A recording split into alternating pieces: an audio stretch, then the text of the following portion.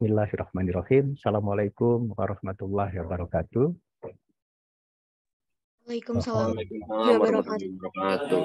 Alhamdulillahirabbil alamin, kita panjatkan puji dan syukur kehadirat Allah Subhanahu wa taala bahwa pada hari ini kita diberi kesehatan dan dalam keadaan sehat walafiat dalam mengikuti mata kuliah sejarah Indonesia masa kolonial.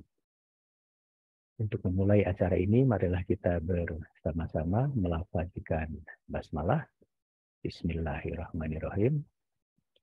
Pada hari ini kita akan mendengarkan presentasi dari 4 orang mahasiswa, masing-masing presentasi dalam 5 menit saja, yaitu Rizky R. Wardana, Amelia, Rifa M. Awaliyah, dan Satria Asuhara.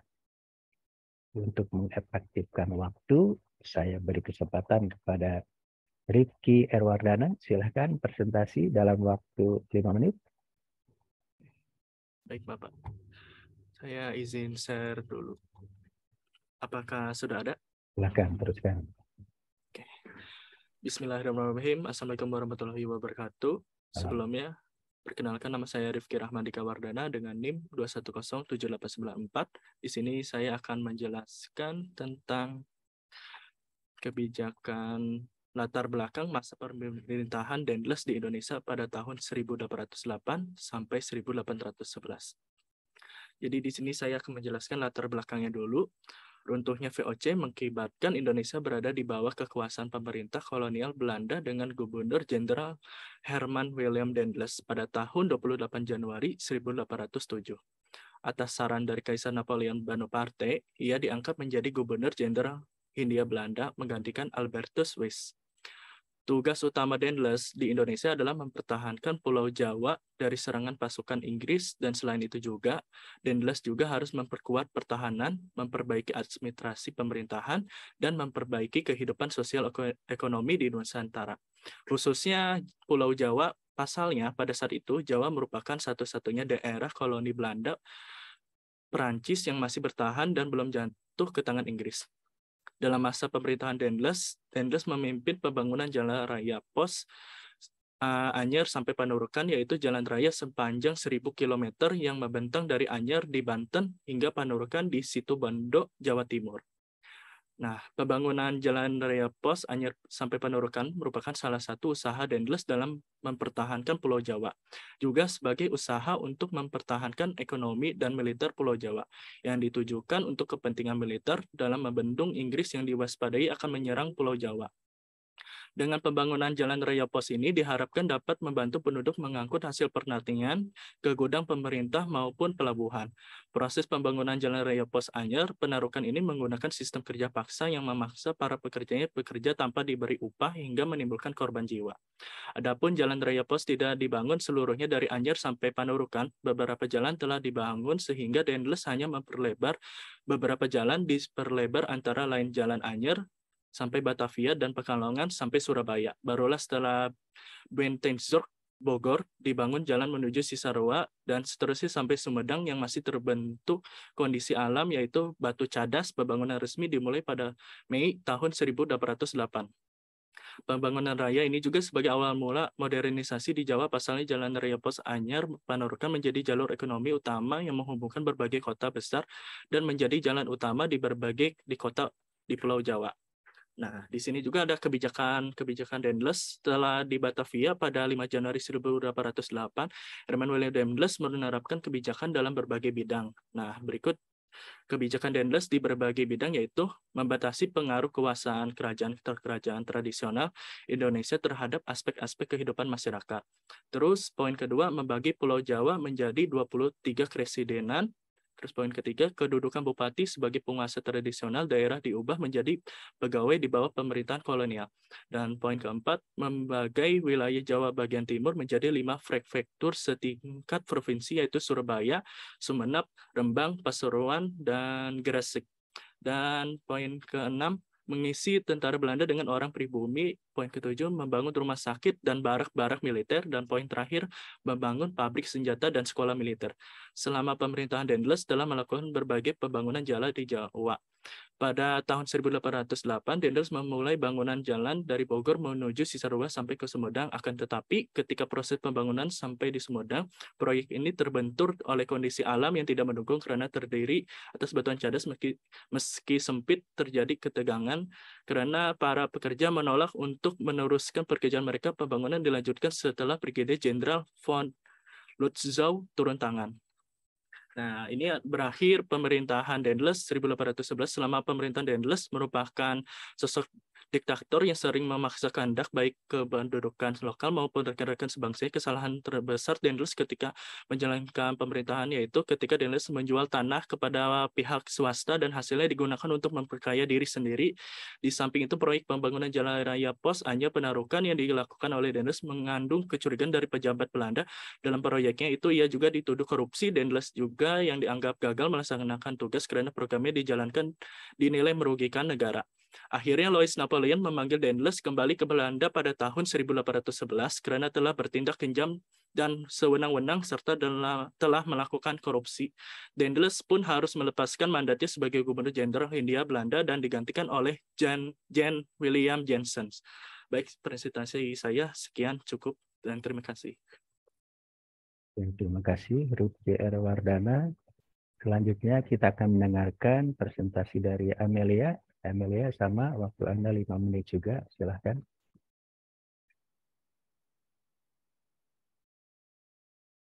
Mohon maaf. Nah, ya udah.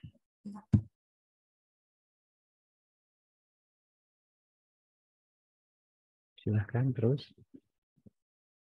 Assalamualaikum warahmatullahi wabarakatuh. Nama saya Amelia dengan NIM 2107754. Sebelumnya terima kasih kepada Bapak Andi Suwirta yang sudah memberikan saya waktu untuk melakukan presentasi hari ini. Presentasi saya mengenai revolusi industri di Inggris tahun 1760 sampai 1830 dan dampaknya terhadap Indonesia. Nah, revolusi industri sendiri adalah suatu proses perubahan yang berlangsung secara cepat dan mendasar pada bidang industri. Revolusi industri ini tuh awalnya dari masa kegelapan Eropa, di mana Eropa berada di bawah kekuasaan Kekaisaran Romawi Suci dan Kepausan. Pada masa itu, pemikiran yang berkaitan dengan ilmu pengetahuan sangat dibatasi dan dikekang. Baru setelah lepas dari kekuasaan Kekaisaran Romawi Suci dan Kepausan, bangsa Eropa memulai masa pencerahan atau era Aufklärung. Nah, di mana mulai muncul pemahaman bahwa manusia harus mengembangkan pemikirannya pada bidang ilmu pengetahuan. Inggris ini merupakan pelopor revolusi industri dan berlangsung dari tahun 1760 sampai 1830, ditandai dengan lahirnya mesin uap sebagai pengganti tenaga manusia yang dibuat oleh James Watt.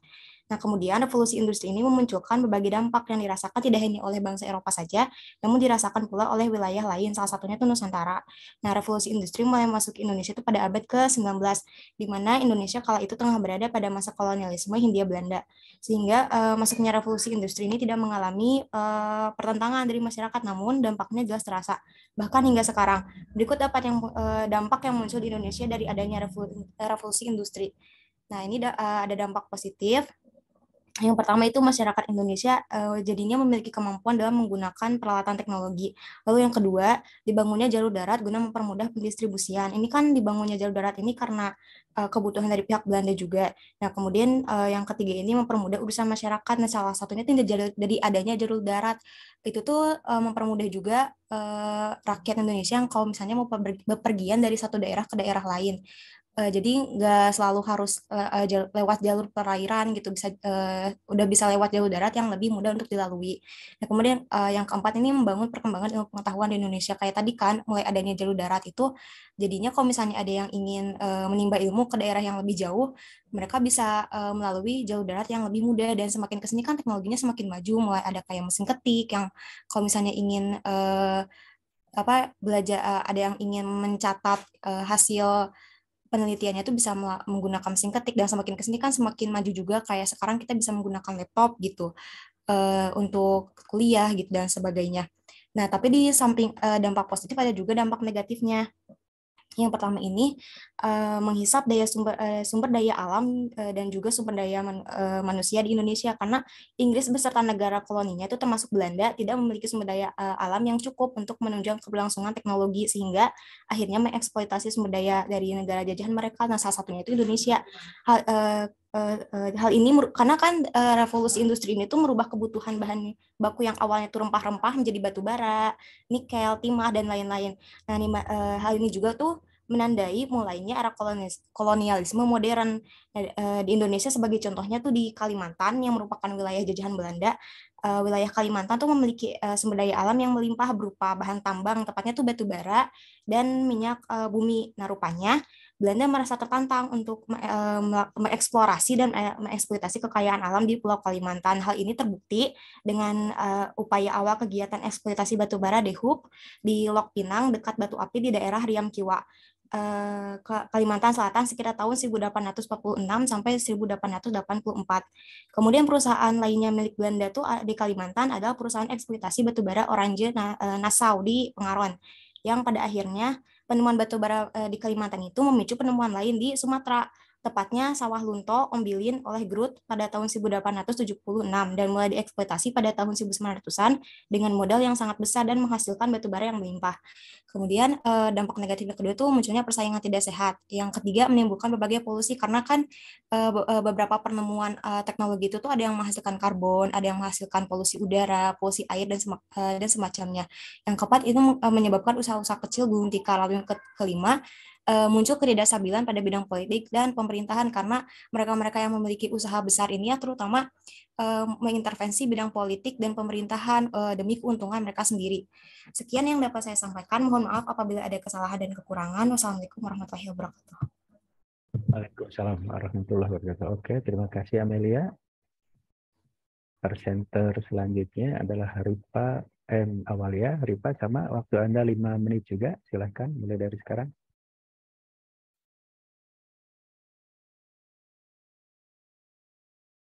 Oke, terus.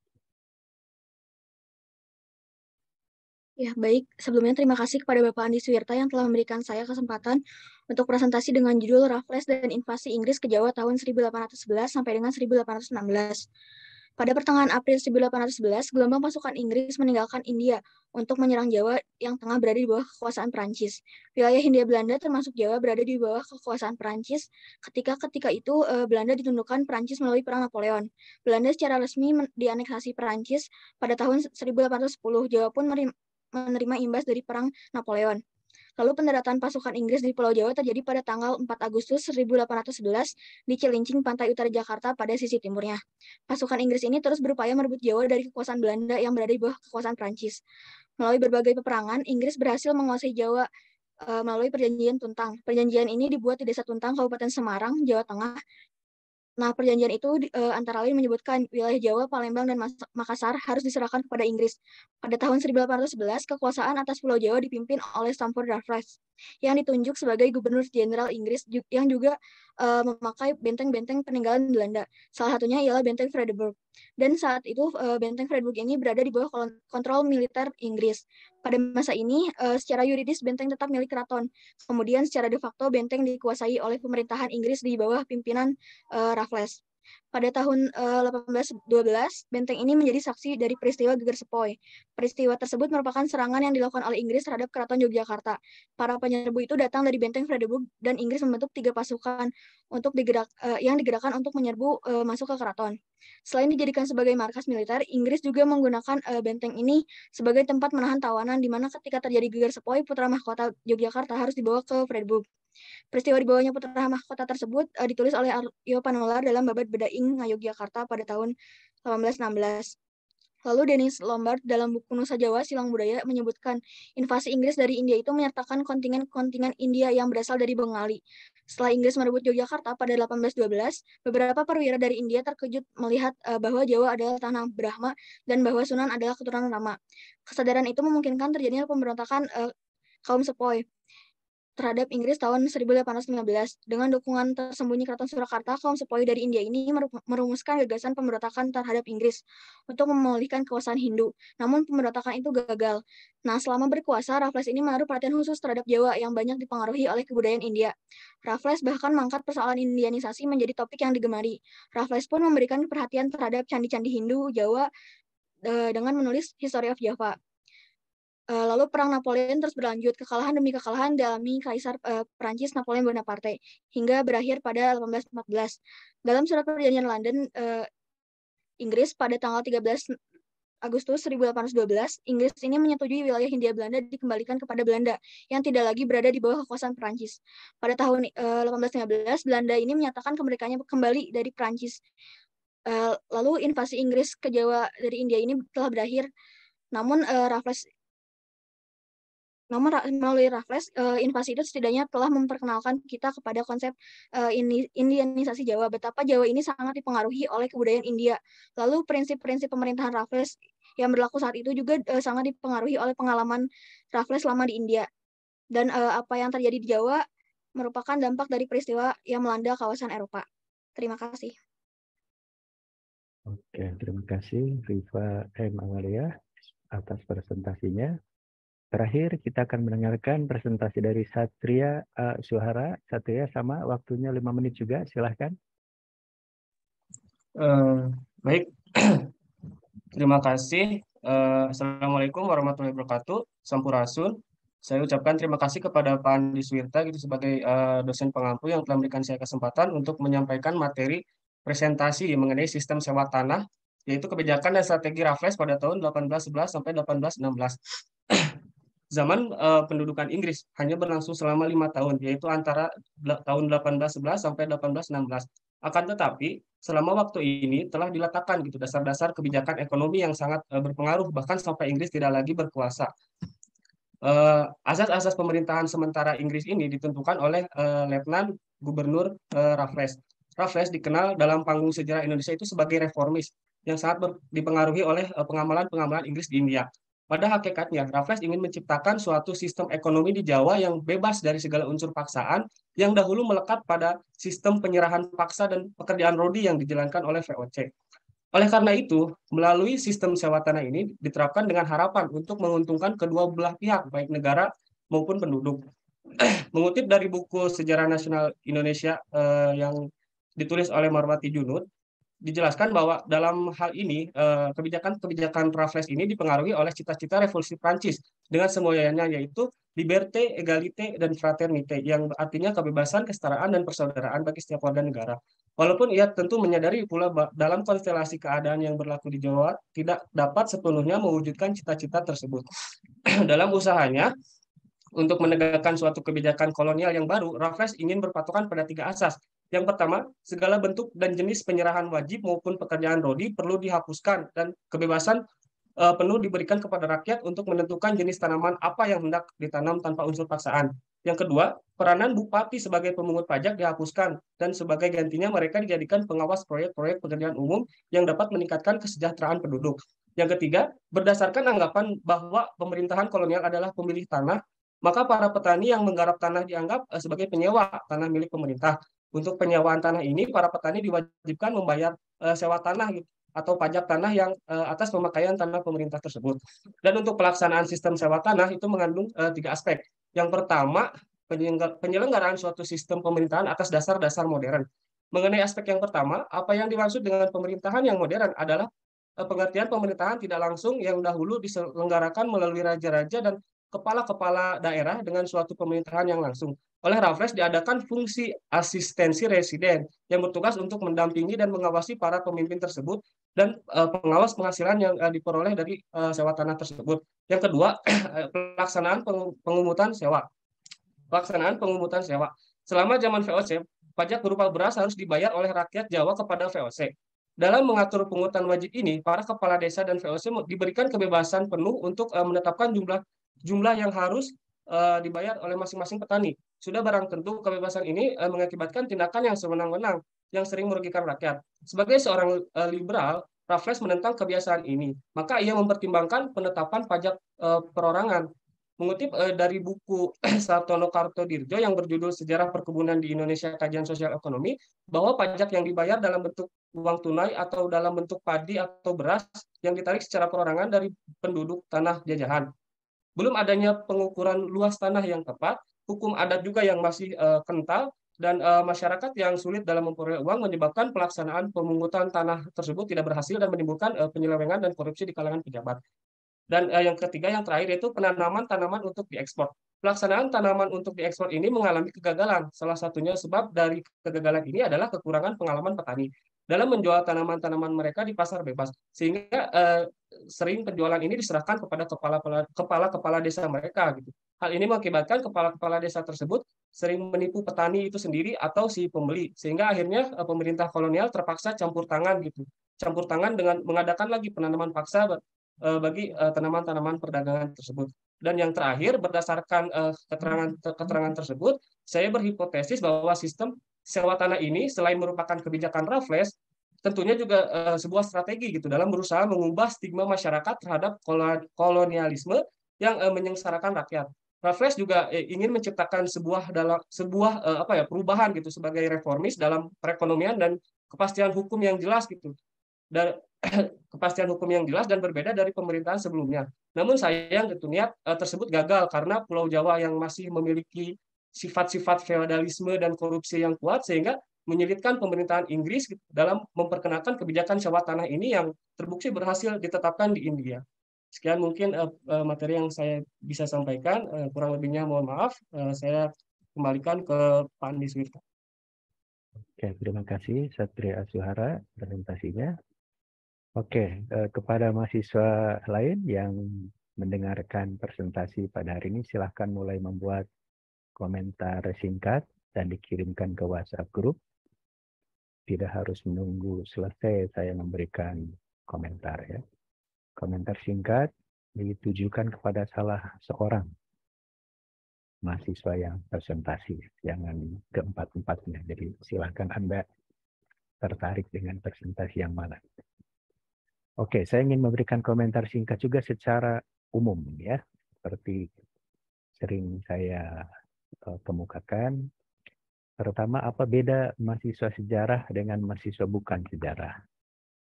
Jadi kalau mahasiswa sejarah itu kesadaran tentang waktu, konsep tentang waktu itu harus menjadi ciri khas. Ya. Jadi kalau membuat judul saja masih belum ada waktunya, berarti itu masih belum dianggap sebagai mahasiswa sejarah. Ya. Ini yang sering dianggap sepele. Ya. Yang kedua tentu seperti yang sering saya kemukakan, mahasiswa sejarah itu harus tahu kalau membahas satu peristiwa, satu topik, sumber-sumber otoritatif apa yang sebaiknya dirujuk, yang sebaiknya dibaca. Ya. Sudah ada beberapa yang merujuk dengan betul menggunakan sumber standar, tapi mungkin karena belum dibaca, jadi penjelasannya masih belum sesuai dengan apa yang ada pada sumber tersebut. Ya. Oke, saya mau share seorang-seorang, saya coba beri komentar ya. Pertama, Rifki R. Wardana ya. Nah, jadi gimana Anda mau disebut mahasiswa sejarah membuat PPT saja, PPT-nya nggak ada judulnya. Cek lagi PPT Anda ya. Jadi judulnya tidak ada, itu yang kemudian yang mendengarkan pun tidak tahu ngomong apa nih Rifki. Lagi itu typo lagi ya, masa Daedalus datang pada 1908, coba cek PPT Anda. Itu fatal sekali itu ya. Jadi Daedalus itu datang waktu Budi Utomo didirikannya. Jadi yang kayak gitu, maaf Pak, typo ya. Bukan masalah typo, maksudnya Anda nggak paham sejarah gitu aja ya. Jadi berikutnya, ya penjelasannya hitam putih ya. Jadi calon sarjana sejarah, kita nih bukan korban dari kebijakan Raffles ya. Daedalus. Ngapain Daedalus itu jelek, yang lainnya yang bagus ya. Jadi kita analisis saja secara secara semestinya seperti apa sih tindakan-tindakan itu, tidak mesti hitam putih perspektifnya ya. Jadi manusia itu tidak hitam putih, penuh dengan warna ya. Di samping ada sisi-sisi kebaikannya, ada juga sisi-sisi buruknya, dan tugas sejarawan tidak untuk menganalisis baik buruknya ya. Kita tapi menjelaskan sebab akibat dari suatu peristiwa ya.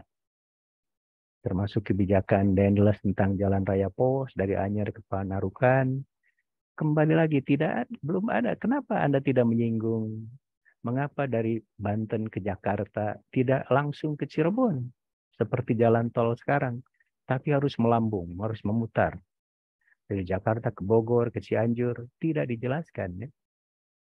Jadi seperti yang saya katakan, sebab daerah utara Jawanya, Jawa Baratnya, daerah saya, Cilamaya, Karawang, Bekasi, Cilincing itu memang sudah dikuasai oleh armada Inggris. Jadi sampai Cirebon ya, jadi susah itu. Dendles membuat jalan dari Jakarta langsung ke Cirebon diganggu oleh armadanya Inggris. Itu yang seolah-olah lancar saja seperti Jokowi membuat infrastruktur sekarang ya. Nggak ada pertimbangan-pertimbangan geostrategi. Dan sistem kerja paksa tidak diberi upah.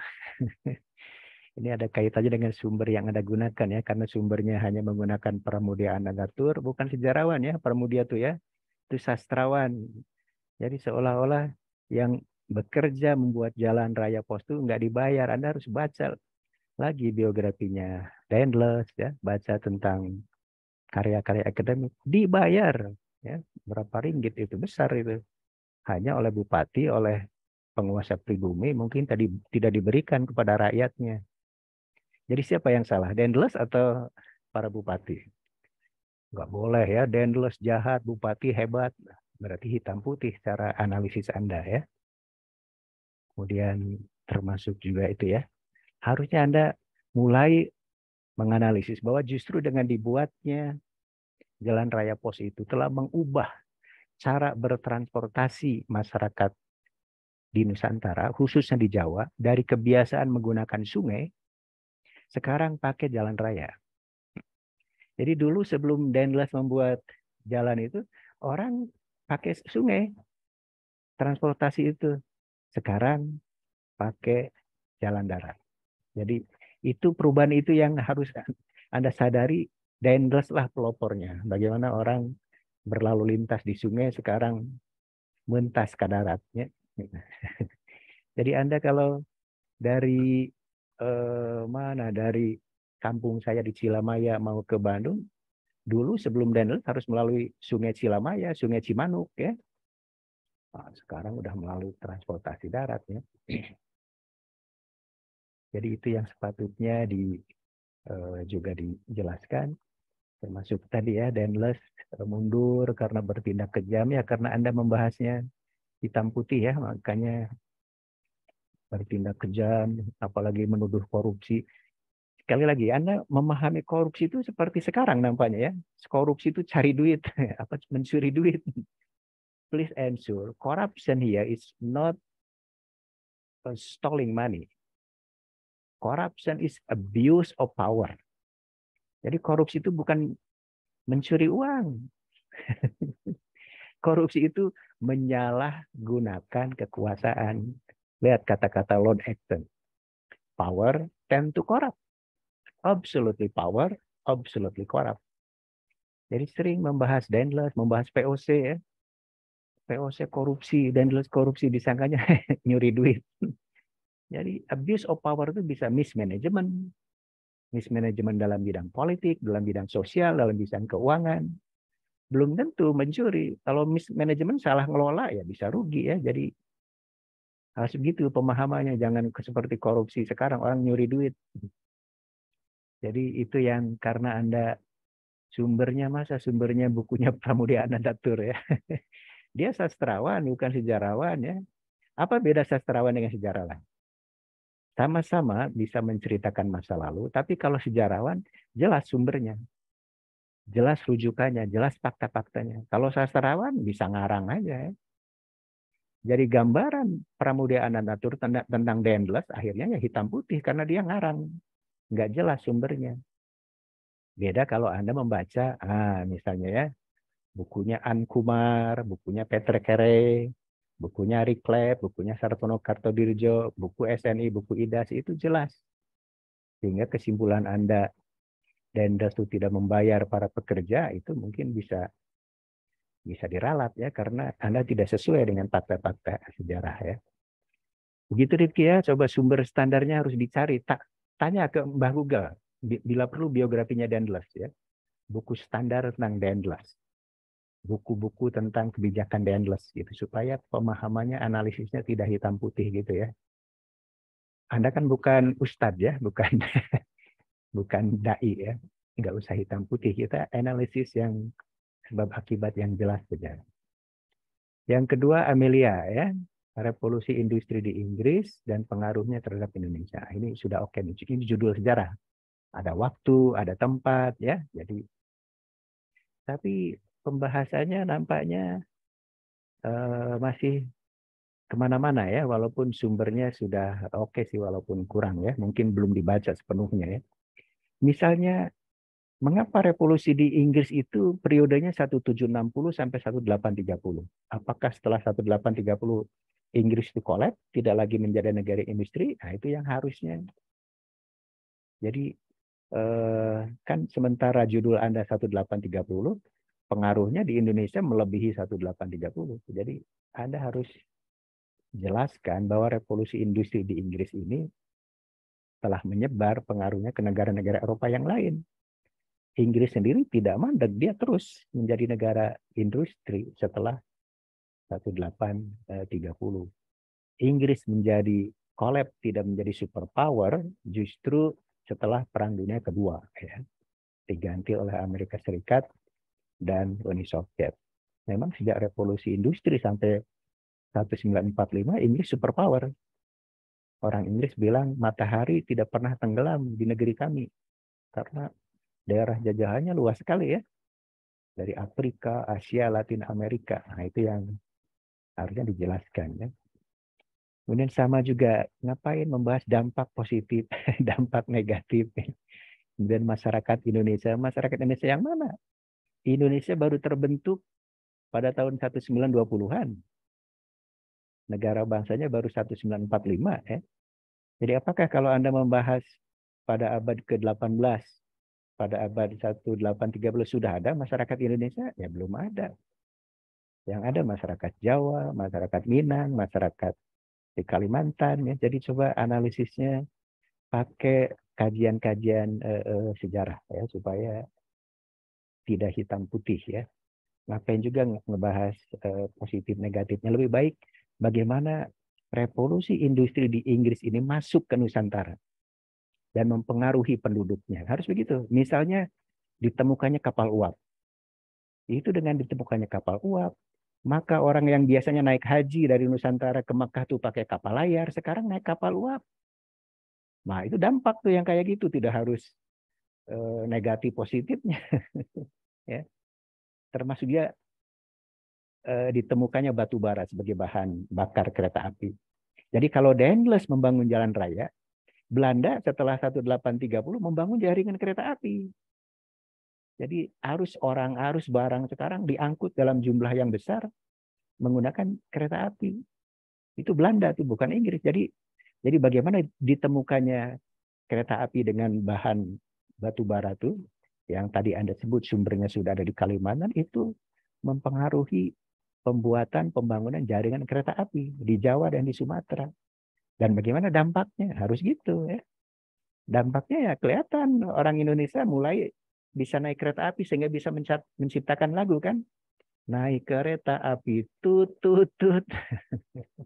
Jadi tidak usahlah positifnya apa, negatifnya apa. Anda kan bukan ahli ekonomi ya. Kita menjelaskan sejarah saja bagaimana dampak dari masuknya teknologi-teknologi yang berasal dari revolusi industri itu ke masyarakat-masyarakat yang ada di Nusantara ya. Termasuk pembukaan terusan Suez, itu penting tuh. Dulu orang harus berlayar ke Eropa walaupun menggunakan kapal uap. Bayangkan harus memutar sampai ke Afrika Selatan kan? Tapi dengan dibukanya terowongan Suez, begitu singkat perjalanan dari Eropa ke Asia itu. Nah, itu harusnya dibahas ya. Jadi dampaknya bagi dunia timur, termasuk bagi masyarakat-masyarakat di Nusantara. Penting itu terusan Suez itu. Abad 19 kan dibukanya ya. Jadi harus gitu ya, Amelia, ini sebenarnya Anda sudah menggunakan 5 sumber ya, tapi bukan sumber standar ya. Jadi cari buku yang ditulis oleh pakar di bidangnya ya. Cari di Mbah Google buku sejarah revolusi industri di Inggris dan dampaknya. Dampaknya bagi Asia, dunia timur ya.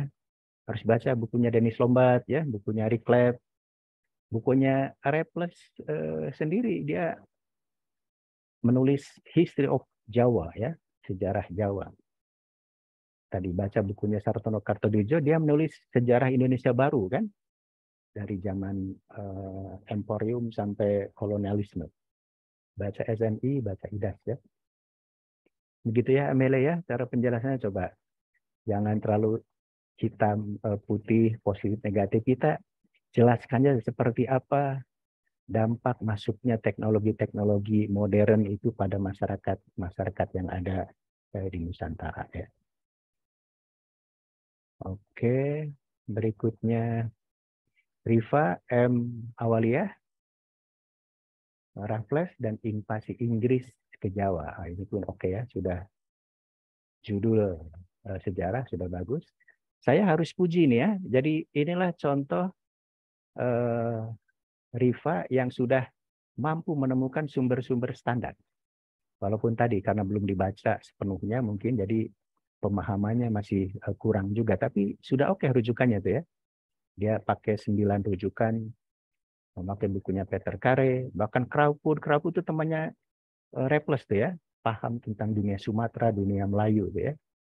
Hannigan, Lombard, Rick Clapp, buku Raffles sendiri, bukunya Robert Cribb, Sejarah Indonesia Modern, bukunya Pleke, Nusantara, itu contoh bahwa mahasiswa sejarah tahu sumber standar. Ya. Jadi itu boleh juga dibaca dengan ditambah ya dengan bukunya Kartodirjo, SNI, IDAS. Ya. Sumbernya sudah oke, tapi pemahamannya belum di mana. Ya, tadi tidak dijelaskan ya. Bagaimana invasi Inggris ke Jawa itu tadi saya bilang, mengapa Raffles Daendels harus membuat jalan raya pos dari Banten ke Jakarta, Jakarta tidak langsung Cirebon muter. Sebab tadi Inggris saja menginvasi Jawa itu dia dari pantai Cilincing. Ini dari daerah Kerawang, daerah Cilamaya, bahkan sampai Cirebon itu dikuasai oleh armada Inggris. Dan Kesultanan Cirebon sangat berjasa membantu invasi Inggris untuk mengalahkan Daendels dan Jansen. Jadi itu yang harusnya dijelaskan. Jadi kalau Anda membaca sebenarnya bukunya Peter Carey, jelas itu ya, bagaimana cara Inggris menginvasi Jawa itu ya. Termasuk tidak jelaskan bagaimana sikap kerajaan-kerajaan lokal, Cirebon, Banten, walaupun sudah dihapuskan oleh Daendels ya, Yogyakarta terhadap Inggris. Pasti beda itu. Sama seperti kerajaan Guatalo, Makassar, menghadapi VOC, menghadapi Inggris, menghadapi Belanda, itu sikapnya beda. Jadi jangan dianggap semua kerajaan-kerajaan lokal di Jawa, di Nusantara itu sama sikapnya beda ya. Cirebon sangat responsif atas kedatangan, termasuk orang Maluku, orang Ambon ya, sehingga Patimura mengapa melawan Belanda, karena pada masa Inggris lebih suitable, lebih menyenangkan ya. Jadi harus begitu penjelasannya. Termasuk legacy Raffles ya tentang history of Jawa. Jadi harusnya dijelaskan lah kira-kira dari history of Jawa ini bagaimana cara pengerjaannya sehingga ini menjadi masterpiece, menjadi karya utama Raffles. Walaupun Raffles bukan sejarawan ya, seorang gubernur jenderal, tapi history of Jawa ini adalah karya utama yang dirujuk oleh para sejarawan. Karena Raffles membayar penulis-penulis lokal yang paham tentang bahasa dan sejarah setempat. Jadi jangan dianggap Raffles paham bahasa Jawa? Enggak. Raffles nyewa orang yang mampu membaca naskah-naskah dalam bahasa Sunda, bahasa Cirebon, bahasa Jawa, bahasa Melayu, sehingga dia bisa menulis sejarah Jawa. Raffles sendiri nggak paham bahasa lokal itu ya. Dia hanya paham bahasa Inggris dan sedikit bahasa Melayu lah. Tapi itulah cara kerja seorang sarjana ya. Jadi dia sewa para penduduk pribumi yang tentu yang pakar, yang ada keahlian ya di bidangnya untuk melengkapi sejarah Jawa. Harus dibaca, sudah ada terjemahannya ya. Jangan sampai hanya menyebut, tidak dibaca isinya ya. Jadi itu yang penjelasannya jadi agak kurang tepat ya. Termasuk tadi akibat konvensi London tidak dijelaskan ya. Jadi akibat konvensi London ini yang menjadikan mengapa wilayah di Asia Tenggara itu harus dibagi antara kekuasaan Inggris dan kekuasaan Belanda. Mengapa antara Semenanjung Tanah Melayu dengan Sumatera itu satu entitas kebudayaan yang sama, dunia Melayu. Harus dipisahkan. Sumatera milik Belanda, Semenanjung Tanah Melayu milik Inggris. Mengapa Kalimantan satu pulau? Harus dibagi dua. Kalimantan utaranya milik Inggris, Kalimantan sisanya ke selatan milik Belanda. Itu akibat konvensi London. Ya, jadi itu yang harus dijelaskan ya, bagaimana Raffles dan invasi Inggris ke Jawa itu walaupun singkat ya. Ada yang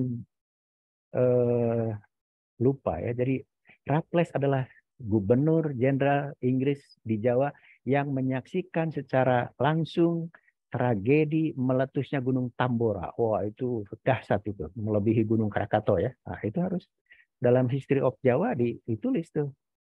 Bagaimana dunia selama berbulan-bulan gelap gulita ya. Sehingga cerita-cerita tentang vampir di Eropa itu terinspirasi oleh meletusnya Gunung Tambora di Nusa Tenggara Barat itu ya. Kita pernah Gunung Galunggung meletus saja seperti gelap gulita ya, apalagi ini Gunung Tambora dahsyat sekali, dan itu dilaporkan oleh Raffles ya. Jadi itu ya, Rifa, silahkan dibaca nih buku-buku standarnya, jangan hanya jadi pajangan nanti ya, supaya pemahaman Anda tentang Raffles dan invasi Inggrisnya menjadi bagus ya. Terakhir Satria Asuhara ya, ini sistem sewa tanah, kebijakan dan strategi Raffles. Unsur waktunya oke, sudah jelas, tapi kalau orang membaca ini nggak jelas, ini sistem sewa tanah di mana, Raffles itu siapa, kan begitu. Oh, Raffles ini orang Skotlandia, oh ini sistem sewa tanah di India maksudnya, kan gitu. Jadi judul saja harus menunjukkan unsur tempat dan unsur tokohnya harus jelas. Ya. Tidak semua orang Inggris namanya Raffles kan, ada juga Raffles itu orang Skotlandia. Tidak semua sistem sewa tanah itu di Jawa kan, ada juga di India. Jadi judulnya oke, sudah judul sejarah, tapi unsur tempat dan tokohnya masih belum jelas ya. Nah, ditambah lagi tadi penjelasannya ya. Walaupun sudah menggunakan 4 sumber, termasuk bukunya Raffles, tapi mungkin karena belum dibaca ya. Tadi lihat yang tadi sebelumnya tuh. Jadi harus baca buku-buku yang lain, bukunya Reclep, bukunya Kumar. Kumar ini tentang bagaimana invasi Raffles di Jawa ya, termasuk Peter Carey. Sangat menarik tuh narasinya, ceritanya ya. Jadi tadi ya, kalau memang pihak kolonial dalam ini Inggris adalah pemilik tanah, jadi jangan dibayangkan seperti yang sering saya katakan, orang Belanda, orang Inggris itu menjajah Indonesia itu dari pusat sampai ke desa ya. Tidak begitu. Sampai ke tingkat kabupaten. Di kabupaten ke bawah itu adalah pejabat-pejabat pribumi, bupati, demang, patih, tetap dipelihara oleh pihak kolonial. Apakah Belanda maupun Inggris. Jadi Belanda Inggris itu hanya dari gubernur jenderal sampai ke asisten residen. Tadi kan Anda menyebut ya asisten residen. Itu orang putih itu, orang bule yang bahkan kalau Belanda sampai controller untuk mengontrol bupati supaya tidak melawan, tidak macam-macam gitu. Jadi sekarang kalau semua tanah milik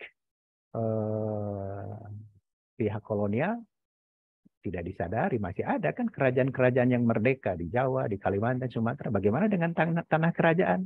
Masa punya Inggris, punya Belanda? Ya enggak, tetap punya Kesultanan Yogyakarta, Kesultanan Surakarta. Jadi pemahaman Anda tentang penjajahan Barat, Belanda, Eropa ini nampaknya seperti penjajahan Orde Baru ya. Dari pusat sampai ke desa sama gitu. Tidak ya. Hanya sampai ke Keresidenan orang putih itu. Karena nggak ada biayanya untuk menggaji. Kalau semuanya bupatinya, camatnya, desanya orang putih, orang bule, mereka SDM-nya terbatas ya. Itu yang disebut dengan indirect rule. Pemerintahan tidak langsung ya. Jadi bupati, demang, pati, camat, desa, biarkan orang pribumi, tapi pribumi yang loyal kepada pihak kolonial ya. Termasuk tadi konsekuensi dihapuskannya serah wajib, kerja wajib ya, menjadi pajak sewa tanah tidak dijelaskan ya. Jadi justru Raffles sebenarnya tidak mempelajari, dia menulis sejarah Jawa ya, tapi tidak mempelajari struktur masyarakat Jawa. Jadi yang namanya bupati, wedana, camat, itu dari dulu rakyat tuh biasa kerja untuk bupati, kerja untuk pemimpin, tidak dibayar itu. Namanya gorol atau gotong royong ya.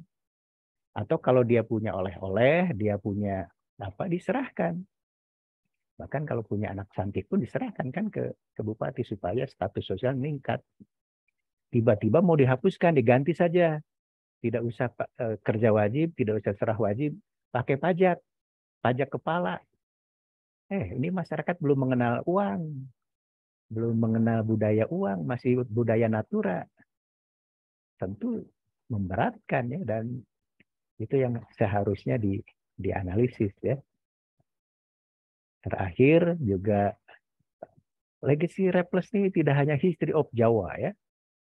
Raffles lah yang karena tidak puas dengan pemerintah pusat di London ya, dia kemudian membangun Singapura sebagai pusat perdagangan di Asia Tenggara yang bisa mengalahkan Batavia, bisa mengalahkan Jakarta.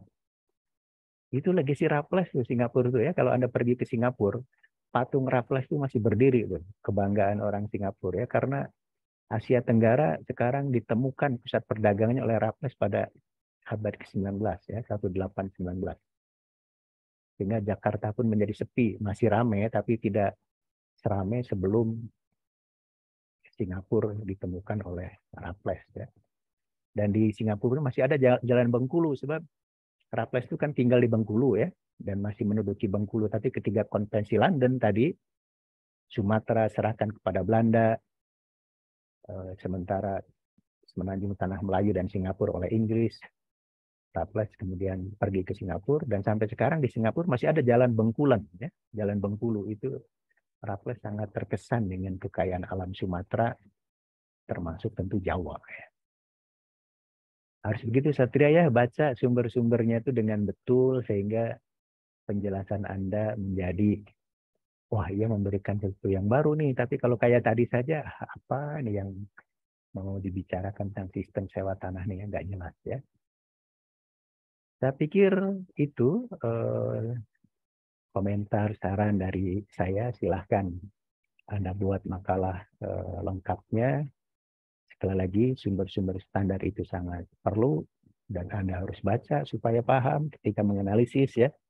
Tentu sumber-sumber yang Anda gunakan itu juga harus dirujuk. Merujuknya langsung ya. Tidak boleh menggunakan bukunya Raffles. Menurut Raffles dalam Andi Suwirta Sinah riwayat. Jadi kalau Anda membaca bukunya Raffles, langsung aja menurut Raffles. Tidak usah sebagaimana dikutip oleh Andi Suwirta. Itu sering tuh mahasiswa sejarah, tidak hanya S1 ya. S2, S3 di UPI begitu. Jadi masih cenah, ucut. Menurut Andi Suwirta dalam Ramdan Wahyudin Hidayatullah, Bu Asy Ramdan salah baca buku saya ya. Jadi harus langsung menurut buku saya. Jangan sampai menurut Sartono Kartodirjo dalam Dadang Supardan. Mungkin Dadang Supardannya salah memahami bukunya Sartono itu. Jadi Anda salahnya 2 kali. Salah memahami bukunya Sartono, salah juga mengutip pendapatnya Dadang Supardan. Jadi harus langsung mengutip tuh. Kalau Anda mengutip Sartono, langsung dari Sartono. Mengutip bukunya Reclap, langsung dari Reclap. Ya. Kecuali kalau kutipan dari Reclap itu sama-sama pendapatnya dengan buku yang lain. Jadi Anda boleh menurut Reclap dan Andi Suwirta. Nah itu harus begitu. Ya. Jadi jangan menurut Reclap dalam Andi Suwirta. Menurut Andi Suwirta dalam Ramdan Hidayatullah. Nanti menurut Ramdan dalam anaknya Ramdan lagi. Jadi cunah terus patah lepa. Akhirnya sumbernya tidak valid. Ya. Itu saja kuliah kita pada hari ini. Mari bersama-sama mengakhirinya dengan mengucapkan hamdalah. Alhamdulillahirrabbilalamin. Insya Allah ketemu lagi minggu depan dengan penyaji mahasiswa yang berbeda. Kita sudah memasuki pertemuan ke-10 ya. Masih ada 5 kali pertemuan lagi. Terima kasih. Jumpa lagi minggu depan. Assalamualaikum warahmatullahi wabarakatuh. Waalaikumsalam. Terima kasih Bapak.